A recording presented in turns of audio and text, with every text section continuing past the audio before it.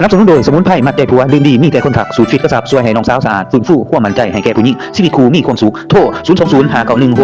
63084ห้างคำแดงโมบายห้างโทรศัพท์มือถือครบวงจรบ้านข้างแบง48เมืองปทุมพรแขวงจำปาสักโทร020 979 7663บริษัทลาโกการเงินมีปัญหาปรึกษาเลยฟรี020 983 2838คณะโฆษณาโฮมเมืองปทุมพรท้าทามบุคลากรขึ้นดำรงตำแหน่งที่สำคัญวันที่2กุมภาพันธ์ปี2026นี้คณะโฆษณาโฮมเมืองปทุมพรแขวงจำปาสักและจัดกองประชุมท้าทามเอาห้องเลขาหน่วยภาคห้องหัวหน้าของการหัวหน้าหน่วยงานขึ้นอยู่ที่ห้องประชุมของการดังกล่าวกองประชุมได้รับเกียรติจากสหายแก้วตาญาวงศาห้องเลขาภาคเมืองประธานองค์การกวดกาภาครัฐเมืองเป็นประธานในกองประชุมมีสหายศรีถนนไส้ศรีสว่างวงศ์กรรมการภาคเมืองเลขาหน่วยภาคหัวหน้าคณะโฆษณาโฮมเมืองพร้อมคณะมีคณะกรรมการปรับปรุงโครงจักการจัดตั้งขันเมืองบรรดาสหายหัวหน้าหน่วยงานพร้อมด้วยสมาชิกพรรคพนักงานราชการเข้าร่วมอย่างพร้อมเพรียง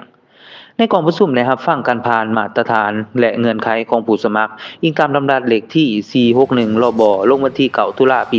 2012ว่าด้วยมาตรฐานตำแหน่งบริหารของพนักงานราชการแห่งสปปลาวในโอกาสเดียวกันนี้สหายแก้วตาญาวงศาก็ได้มีคำเห็นและโอร่มสีนำต่อกองประชุมเพื่อเป็นแนวทางในการดำเนินงานต่อไปจากนั้นคณะกรรมการปรับปรุงโครงจักการจัดตั้งขันเมืองก็ได้แจกจ่ายบัตรถามทามและอธิบายวิธีการลงคะแนนเสียงอย่างละเอียด